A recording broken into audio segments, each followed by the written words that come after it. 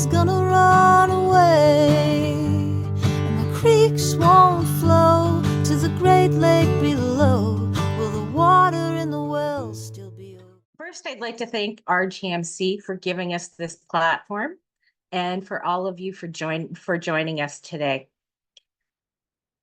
We, like every group waging this battle, have a long list of impacts. I wish I could delve deep into every aspect of our story, but we'd be here all day and none of us want that. With that being said, let's get started. We live in the heart of Grey Bruce in the municipality of West Grey. West Grey boasts that we are nestled in nature, and we truly are. This is our neighborhood. We live in a landscape of A1 agricultural land, significant woodlands with beautiful old growth trees and open meadows. There's over 7 kilometers of the Styx and Saugeen Rivers. People flock to the area in warmer months to access the Saugeen from the Hopkins Bridge to fish and navigate the river. We have wetlands, ponds, streams, and tributaries that make up the floodplain that meanders through. The diverse ecosystem is home to a myriad of wildlife, including multiple endangered species. I wish I could dig in here and talk about the impacts on the land and the water, the loss of wildlife, including endangered species, the ever-changing pits that will repeatedly create and destroy new habitats, the far-reaching changes to the management of the storm waters and flood events on the Saugeen, but perhaps another day. Our focus today is the human side of our story. When you think about living in the country, I'm sure you'll picture people spread out sparsely, and in general, you're right. Normal rural population in West Grey is 15 people per square kilometer, but we're not your typical rural neighborhood. Let's start with the residents. These are our homes. We are blessed to live year-round in an area that people flock to in the warmer months to enjoy it with us. Our neighbors include Camp McGovern, who hosts 75 youth at risk per week all summer long. Saugeen Springs RV Park with over 200 sites and up to 600 guests on any given day. That gives us a population density of 175 people per square kilometer during the warmer months. This is the equivalent to the town of Neustadt, but it doesn't end there. We also have Hopkins Bridge. This is a very popular entry and exit point to the Saugeen River. One of Saugeen Springs RV Park's most popular offerings is the tube rides down the river that ends at the Hopkins Bridge. We also have multiple businesses, including a boarding kennel and a large turkey farm. I'm a newer resident here. We joined the neighborhood in 2010. Just before I moved here, gravel mining first showed up in the neighborhood. In 2007, an application was submitted for the Redford pit. Neighbors fought to stop it and lost, but they were able to make some changes at the Ontario Land Tribunal hearing. In 2010, the Ministry of Natural Resources issued this license. I personally didn't find out about it until they paved my beloved gravel road, and I know the irony of that, and started to operate. I recently spoke to one of our old neighbors, also Judi, about her experience.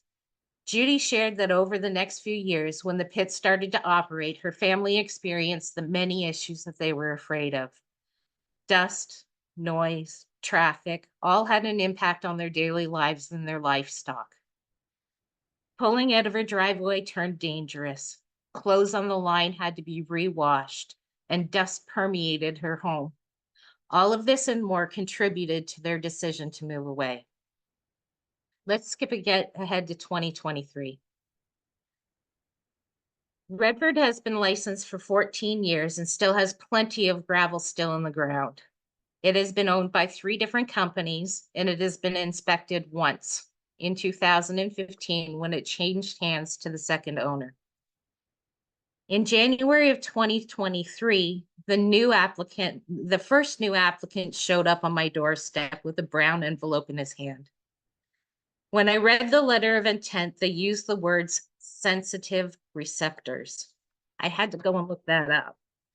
Ministry of Natural Resources definition: a school, child care center, or anywhere someone sleeps, such as a hospital, residence, or campground. They meant people in a roundabout way.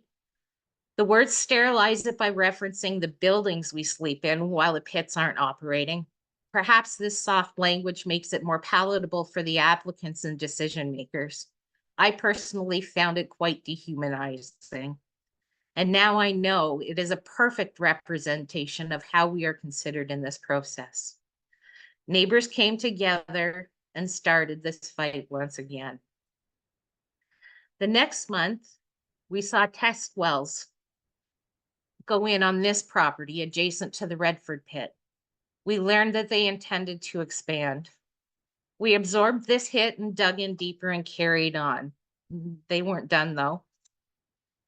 In June, the final blow came when the last applicant showed up. We are now dealing with 3 different companies. All of the studies submitted so far don't take the other applications into consideration. Let's slip the floodplain in here to see what it looks like.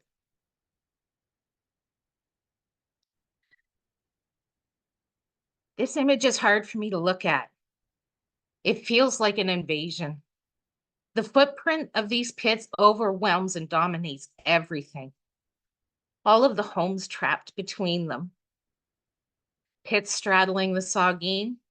How on earth can anyone think that this is acceptable for anyone other than the applicants? We are seeing impacts already. This year, 2 neighbors listed their homes for sale. Research tells us that the value and marketability of our homes were immediately impacted. Camp McGovern is a nonprofit camp for underprivileged youths. They've operated at this site for 25 years. They've impacted countless kids' lives through their nature-based programming that is reliant on the pristine nature in the area. The processing to them will be at the northeast corner of the property, just over 100 meters away from the camp operations. This will introduce industrial noise, dust, disruption of the environment, and risk to the drinking water. Right from the start, they expressed that the pit would render their property unsuitable for their needs. Earlier this year, they listed their property for sale. The applications contributed to their decision. In their listing, they included the aggregate resource on the property. This raises concern of this property also being snatched up by the industry. We have been fighting 3 battles at once for almost 2 years now, and we have only just begun. This is a huge undertaking. There are so many moving parts.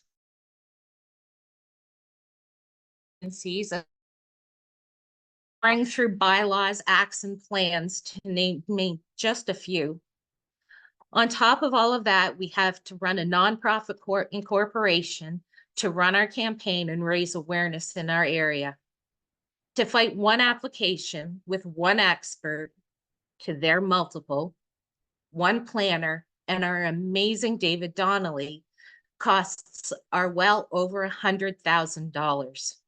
All of this is a daunting and expensive undertaking.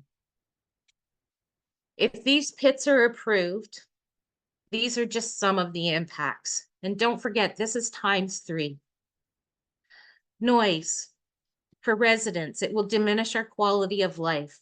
Our drinking water will be at risk of contamination. Dust will be ever present. The ambiance we treasure and others seek will go from waking up to the rooster and the farm dog, going to sleep to the coyote and the owl, and a couple farm tractors a few times a year, will change to the sound of 3 industrial operations and gravel trucks all day long from sunup to sundown.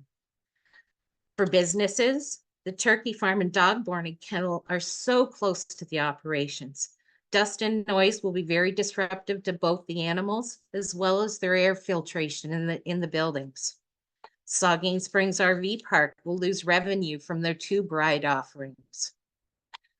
Tourism is a big part of West Gray's economy, and in our area, it's centered around the Saugeen River.